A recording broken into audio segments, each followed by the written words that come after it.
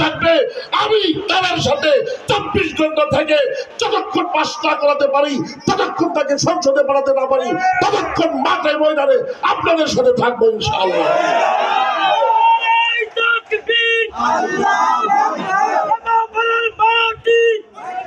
এখানে দুনিয়াত বলে ভিন্ন কোনো কথা নাই। আমরা যারা দুনিয়াত করি তারা প্রত্যেকেই এখন বিএনপির সাথে জোট হয় নাই, অনেক আগেই হয়েছিল। আমরা খুব ভালো করেই চিনি যারা নাকি এই যে মজার মজার কথা বলে, অনেকে জান্নাতের সার্টিফিকেট দিয়ে ফেলায়, পূজা রোজা এক করে ফেলায়, আছে না এরকম? কেউ কেউ গিয়া পঙ্ক্তি মুখস্থ করে মন্দিরের ভিতরে গিয়ে কি ওই পঙ্ক্তি আড়ায়, এগুলো তো হয়।